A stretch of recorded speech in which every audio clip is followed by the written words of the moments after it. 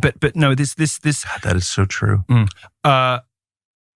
Seeing themselves as powerless even to control their own bodies, and knowing on some level, I think homosexuals seek out those places, and you see on the left. So this is why you might want to bomb Iran and Venezuela. Yeah, bomb Iran. What's gayer? I'm not saying he was a practicing homosexual physically, but is there anything gayer than John McCain's like bloodlust? Seen through his proteges. No. Seen through this prism. I mean, he's even got the fat friend. It's his daughter. He even bred the fat best friend. Is there a more ostentatious like fag hag in America than Meghan McCain? She hates herself. She's fat. She's crazy. She's every gay man's dream. She can't dress. She's why is that every gay man's dream? Because they want to visit upon their female friends the cruelty they wish that they could perform on their mothers. Whoa. They want to make her feel fat and ugly and ridiculous because that's what their mother did to them, and there was no dad around to protect them, and their mother was just this overbearing, terrible, sort of the Jungian devouring mother.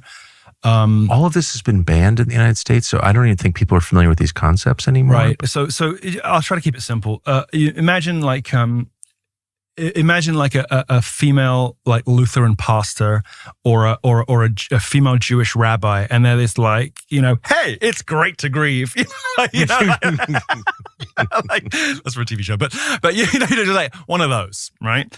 There's this horrible, overbearing monstrousness that on some level the homosexual knows is what's made him like this. Because dad wasn't around, so mom did it, right? This is what, by the way, this is why trans was so popular, because it got parents off the hook. If you've got a gay kid, you did something, but if your kid has a disease and was born into the wrong body, well, that's not your fault, is it? And you get all this sympathy and, all your friends are like, oh, you got a trans kid, how tough for you? No, you got a faggot because you raised a faggot because you're a terrible parent. That's what's really going on. They want to avoid that. So instead, no, I'm going to chop its ding-dong off and say it's got a disease. That's why it was so popular with single moms. Amazing. That's why trans was so popular with single moms.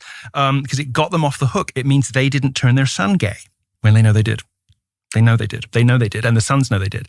And the sons grow up being cruel to women because of what mom did to them. So they're hostile toward their moms, even though many gay men I've known have had very this close relationship. Right. But it's a toxicity. It's a codependent relationship that they know is they can't. So sometimes they can't visit this cruelty on their mom because they have this close relationship with their mom, but they do it on other women. It's redirected, right? It's transferred onto other women because they love mommy. Like, why would I do that, my mom? But on some level, they know that she did that. She did that. So. They force women into ever more uncomfortable and ever uglier outfits and throw them down runways on, in 10-inch heels, or they, What? So you think the fashion industry is acting this out? Of course it is. I mean, what other explanation could there be for the intolerable ugliness of the catwalk? You are blowing my mind on so many levels. I can't even. I mean, sure, we used to have, when society was working properly, you would go. Have you ever seen Mrs. Harris Goes to Paris? No. It's a lovely movie about a char lady, housekeeper. Yes, housekeeper. Yes, to Americans. Yeah. See, I didn't know charwoman, and you've never seen Mrs. Harris Goes to Paris. Who dreams of one day owning a couture Dior dress like the person she works for, right? And she saves up and there's calamities with her money and, some boyfriend, whatever. And eventually she manages to go to Paris and she manages to get the dress, right? And when society was properly ordered, there were these aspirational beauty standards and these aspirational lifestyle goals that included gorgeous tailoring and beautiful silhouettes for women that accentuated their gorgeous characters. It's not like that now, is it? It's not like that now. No, and it's funny. I don't know really anything about fashion, but I love female beauty, of course. But you don't see any of it on the catwalk now. Exactly. In fact, you see the opposite. You see the opposite. You see manufactured ugliness. Gay men turning women into the demons they see themselves as. You see gay. Look at the most celebrated woman on the stage at the moment is the Gorgon opposite Ariana Grande, whose name I forget now.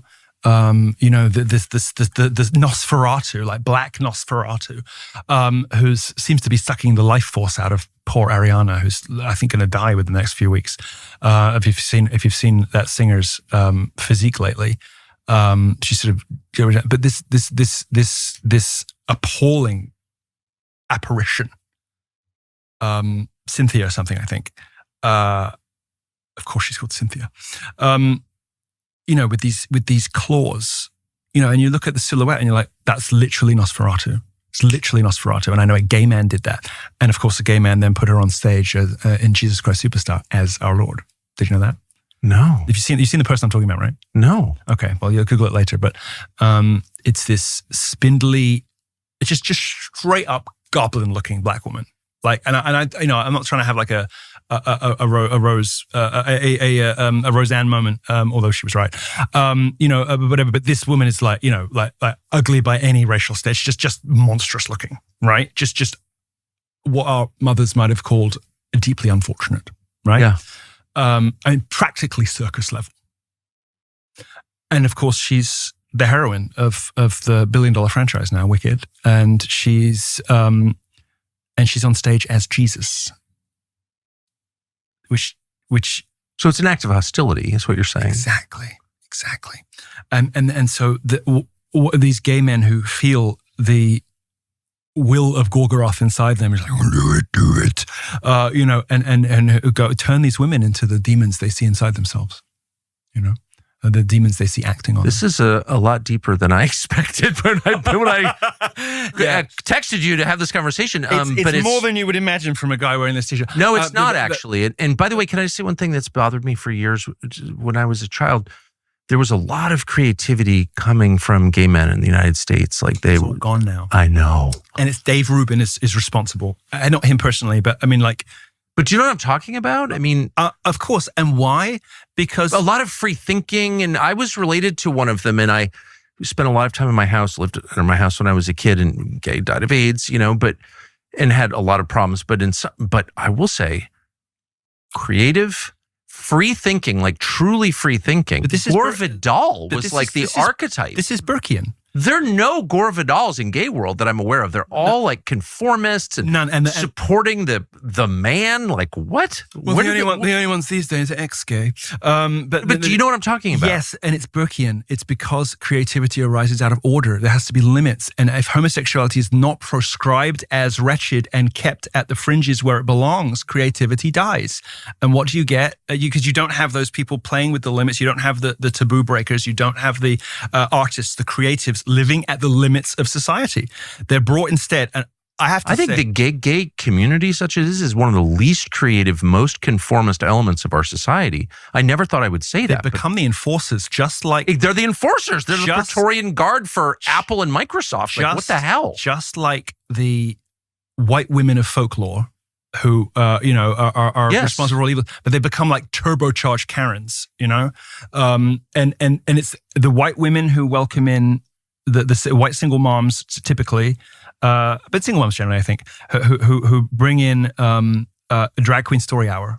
Because there's no gay people like banging down the door. That's right. There's no gay people so like, true. Excuse me, can I come read to your kids? Do you mind? Can I come read stories to your kids? Like, no, they're not. They're not. But there are demons out there who will come do it if you invite them. Because what do you have to do with demons? Open a portal, open a doorway, you know? So yes, I do. These women open the doorway and in comes, you know, 3 little pigs.